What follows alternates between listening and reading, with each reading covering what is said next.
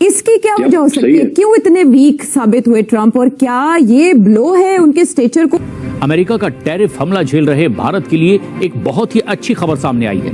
8 अगस्त को खत्म हुए सप्ताह में देश का विदेशी मुद्रा भंडार 4.747 अरब डॉलर बढ़कर के अब 693.618 अरब डॉलर हो गया है। लेकिन आज हालत यह है, अमेरिका में 15 साल का रिकॉर्ड टूट गया। सैकड़ों कंपनियां एक के बाद एक दिवालिया होने की कगार पर है और अमेरिकी अर्थव्यवस्था का किला हिल चुका है। मतलब तबाही लगातार जारी है।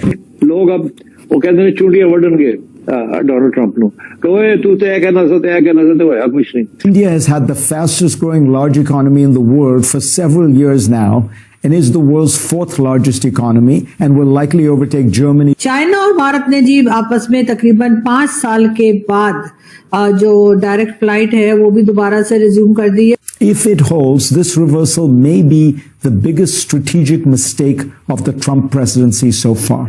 इतना कुछ हमने किया, लेकिन इंडिया ने रशिया से ट्रेड का ऑयल की जो ट्रेड थी वो डिनाई नहीं की, वो रोकी नहीं, वो खत्म नहीं की। The Trump administration is doing is trying to plug the holes, in particular by putting pressure on India. Do I think it's going to work?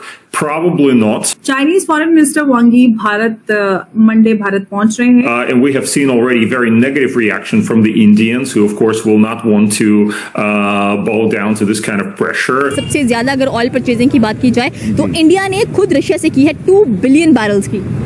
हाँ, वो इंडिया मेरा नहीं ख्याल कि इतनी जल्दी दबाव में आएगा। वो अपनी पॉलिसी पे कायम रहेगा। टैरिफ्स लगाए जा रहे हैं तो वो फिर उतार दिए जाए। हम लाते हैं टॉक शोज और अनलिमिटेड एंटरटेनमेंट सिर्फ यूट्यूब पर।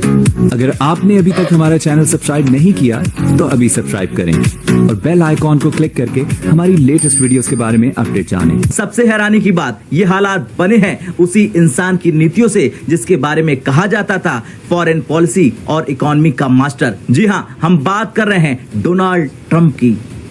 डोनाल्ड ट्रंप जब चुनाव लड़ रहे थे तो उनके समर्थकों का एक ही तर्क था, ट्रंप हर मामले में चाहे विवादास्पद हो लेकिन 2 चीजों में वो कभी फेल नहीं हो सकते। पहली फॉरेन पॉलिसी, दूसरी इकोनॉमी। लेकिन हकीकत आज बिल्कुल उलट दिख रही। फॉरेन पॉलिसी में तो सबने देखा कि कैसे अलास्का समिट के बाद अमेरिका की स्थिति कमजोर दिखी, अब बारी इकोनॉमी की है और वहीं से सबसे चौंकाने वाले आंकड़े सामने आए हैं। अमेरिकी सरकार की अपनी रिपोर्ट कहती है कि सिर्फ जुलाई के महीने में इतनी कंपनियां बैंकरप्ट हो गई हैं, उन्होंने कोरोना काल के रिकॉर्ड की बराबरी कर ली। सोचिए, कोरोना जैसी ग्लोबल महामारी में जो तबाही आई थी वही हाल अब बिना किसी महामारी के सिर्फ ट्रंप की पॉलिसियों की वजह से हो रही है। चाइना और भारत ने जी आपस में तकरीबन 5 साल के बाद जो डायरेक्ट फ्लाइट है वो भी दोबारा से रिज्यूम कर दी है और डायरेक्ट फ्लाइट जो है अब दोबारा से चाइना और भारत के बीच में नेक्स्ट मंथ यानी सितंबर से शुरू कर दी जाएगी। इसका मतलब ये है कि दोनों के दरमियान जो लड़ाई झगड़ा था, जो नाराजगी थी, जिसकी वजह से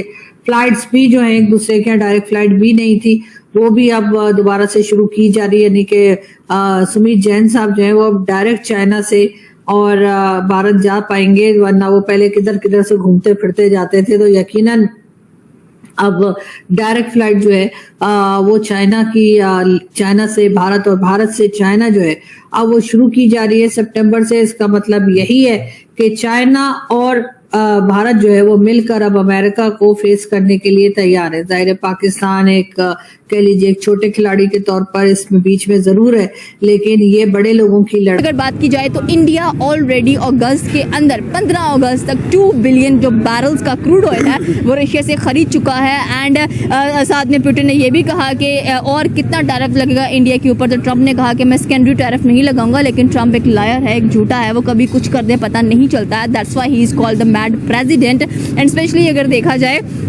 तो यहाँ पर इंडिया ने कहा है कि अगर हम पर मजीद टैरिफ लगता है तो आप क्या करेंगे, आप 20% ऑयल और हमें कम कीमत पर देंगे। मतलब इंडिया भी अपनी चाल चलता हुआ दिखाई दे रहा है। साथ में मेड इन इंडिया में बड़ी फोकस की जा रही है, fighter jets made in India, chips made in India. उसके बाद उन्होंने कहा कि हमारा अपना social media made in India होगा। तो हमारे साथ पाकिस्तानी अवाम मौजूद है, इनसे पूछते हैं कि इनकी क्या राय है। सर, अब जो रशिया, यूक्रेन, इंडिया ये कहाँ जा रहे हैं सारे के सारे?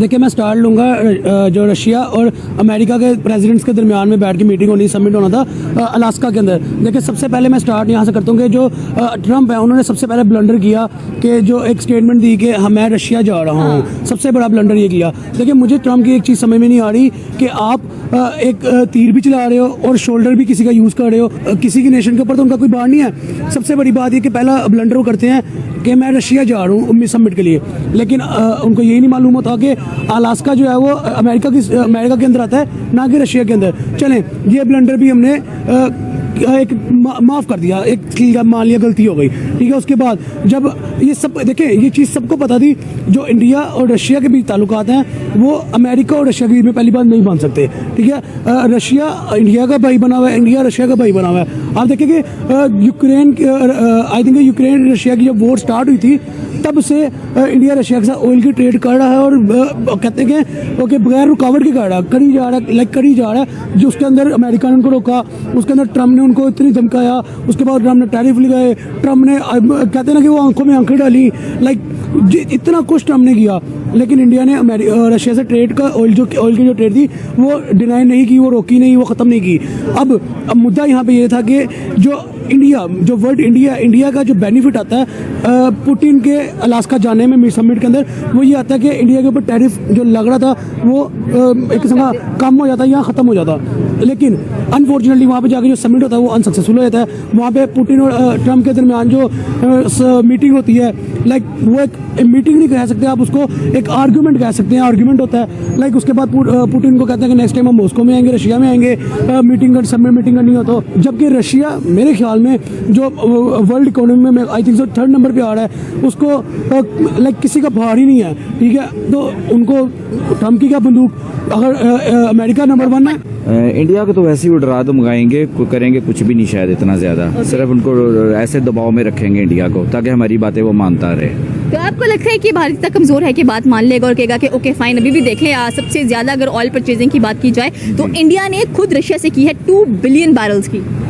हाँ, वो इंडिया मेरा नहीं ख्याल कि इतनी जल्दी दबाव में आएगा, वो अपनी पॉलिसी पे कायम रहेगा, अपनी पॉलिसी। लेकिन ये भी डराते रहेंगे उसको, ये भी दबाव बनाए रखेंगे उस पर, अमेरिका वगैरह जो है। बिल्कुल अपनी पॉलिसीज पर कायम रहना चाहिए, अपनी फॉरेन पॉलिसी को। उनकी फॉरेन पॉलिसी ऑलरेडी हमें बहुत ज़्यादा स्ट्रॉन्ग नजर आती है, और स्पेशली अगर देखा जाए तो जिस तरह से टैरिफ्स पे टैरिफ्स लग रहे हैं, क्या लगता है 100% टैरिफ लग जाएगा इंडिया के ऊपर?